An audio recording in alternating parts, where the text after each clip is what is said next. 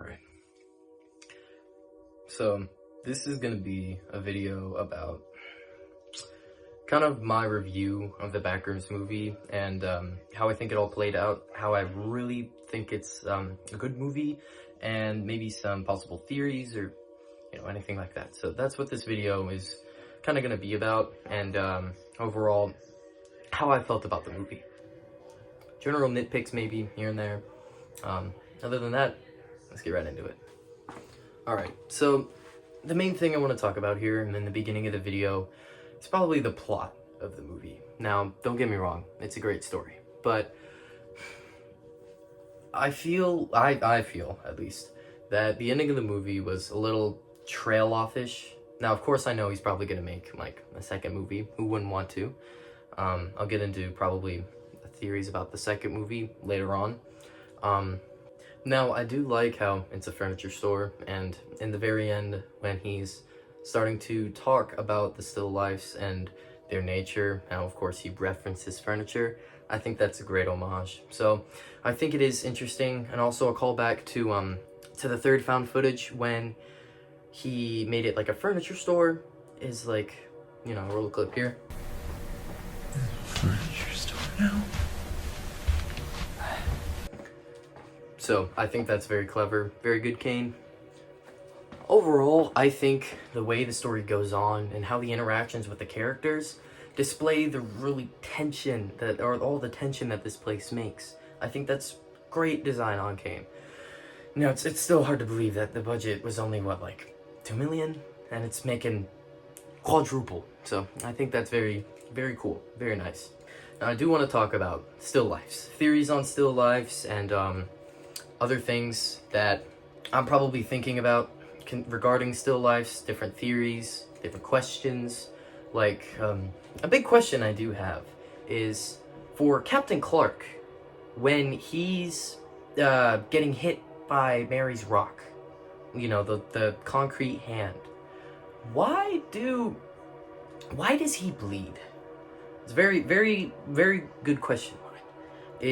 Why is he different? And even in the X-ray scans, you can see that he has a body. Like, that Captain Clark has a spine, has bones. Of course, it's all odd and out of place, like the rest of the Backrooms is, but still, it's a very, very deep question I have. Like, how did it know that how did it know that there needed to be blood inside of the still life? How does it know that? I'm very confused. And then another thing, how did it know that his peg leg was wood and not just still life material like the bearded was? Also, what is the bearded still life? Is that like cotton? I mean, don't begrudge me, I kind of want to taste. But besides the point, why did he bleed? Is he special? Is he gonna come back? Is the Backrooms gonna make a copy of a copy? Now, that'd be very interesting to see. Now, redheaded still life. I think that is Clark's wife. I think that's Barbara. A good example here is when he pauses. You can see it when he's describing it.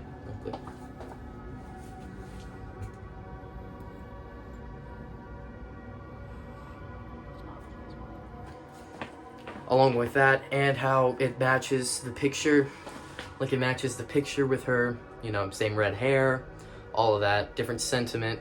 So I think that's a little important to me, and probably to anybody else, maybe. I do have a question, like, do the still lifes get better as a generation? Like, as time goes on, are there more iterations? Does it improve? Does it get worse? Does the Backrooms get some new information? What's going on here? Like, alright. Now that we're done with still lifes, and we've moved on, for the most part, I have a theory on why the Backrooms is so hostile. In all the different found footage videos, you can see that all of the entities are very hostile, especially still lifes. I mean, the crazy thing about it, like regarding the Backrooms, is here in found footage 3, you can see that it knows to knock, but it doesn't know what to do afterwards. And then it just goes back to its primordial, need to break down the door. So I think that was very interesting, and also a different theory. Now, the reason these things are so hostile, at least I think for the most part, is that you have to want to be there. You wanna have to live in the moment. You wanna be in that snapshot, that spot. And to further back it up, throughout the whole movie, you can see up until the dinner scene, or up until where Captain Clark betrays Clark, you can see how Clark has made a life for himself once he decided to accept and open the window. As soon as he decided to go to the Backrooms and start living there and want to be a part of it, the Still Lifes accepted him. They started letting him do whatever. So I think that's a big reason why everything in the Backrooms is so hostile. And I think that's a big part of it. Like, say with Mary, as soon as she started to leave, Captain Clark attacked her. I mean, hey, that's just a theory. I don't think it's the main thing, but it's a big one I have. Alright, so another big thing I want to talk about is the character development between each character. So let's start with Clark, for example. Now, I don't blame him for, wanting to be in the Backrooms and do all this sort of stuff, but, he could have handled it better. Mary's not wrong. He does whine a lot, but his character does grow over time. He becomes more passionate. He starts to realize that, some of this is starting to become his own fault. So, he starts appreciating things. He stops acting like he's hiding money. Now, I can respect that, and it's a good thing. But he doesn't deserve to die that quickly. It's kind of mean. Now Mary's character, the main protagonist, very interesting.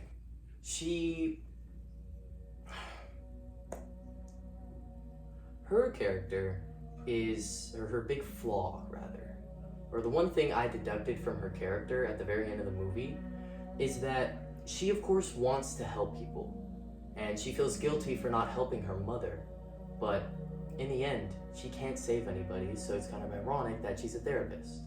So, I think that that's a little ironic and interesting. She can't help Clark, she can barely help herself, she couldn't help her mother. Alright, now the backstory of her mother, it's a little bit more complicated. I don't know if she's agoraphobic or if she is afraid of Async finding out about her, but based on the way of what she says, by saying out, they're everywhere, that leads me to think that, maybe she found out something about Async when she, right when Mary was little, and then Async needed to pave the house over for some reason. I don't know, that's just a theory. But, a game theory. Another thing I want to talk about is the set design. The set design, immaculate. I feel like you're actually living in the Backrooms. I bet that was a lot easier for the cast and crew to, kind of live around. Very smart, very smart. And I love how he pays homage to different images from the Liminal series. Like, a good example is the one with when he's running after Bobby's death, when he has the camcorder with the pipes, And in that very same light, in that very same scene, he pays tribute to, of course, the original image and the second one. So I think that's very neat of him. And he also does this with many other spaces, like the pool rooms, other things like that. Anyways, main thing here is that the Backrooms is like, it's like a desperate person trying to hold on to every memory. It thinks everything is important. Now, of course, this adds some sentience to it, which I don't think it has sentience, but I don't know. I don't know where Kane's going with this, so it's kind of like a sponge. Imagine it, like a big sponge that soaks up everything.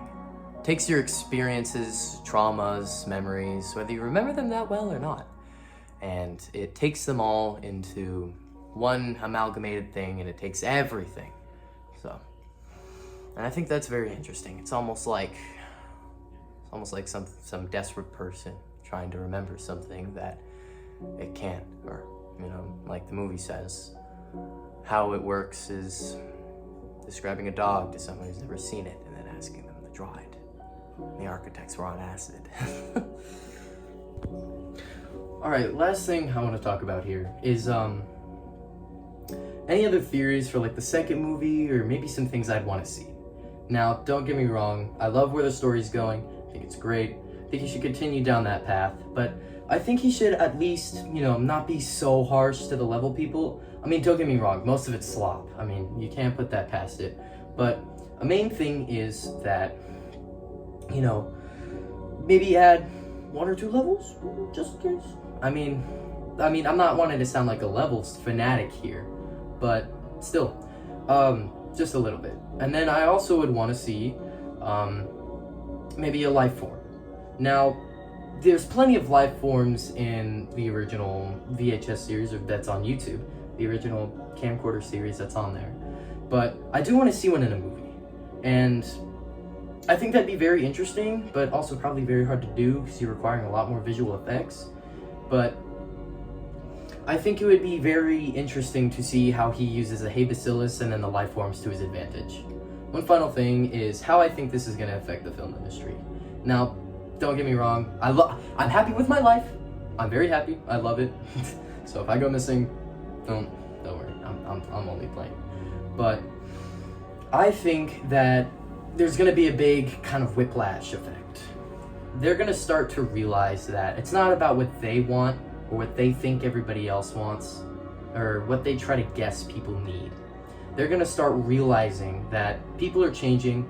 Not everybody's up to being super sensitive like they are, like they were in the past. We're starting to grow. Culture's starting to change. But we're all starting to have new ideas. And you can't start milking the new ideas, milking the old ideas and suppressing new ones just because you think they won't work out. That's not how that works. So I think there's going to be a big epiphany that the film industry and Hollywood is going to have from this. Now, there could also be another thing where they, completely milk the rest of the series and just run with it and not take anything. I don't know. I'm not a Simpsons level predictor. So that was my take on the movie. I hope you enjoyed watching this video. Please like and subscribe, and comment down below any thoughts or anything I should add. Maybe I might do a part 2, explaining other theories. But anyways, thanks for watching.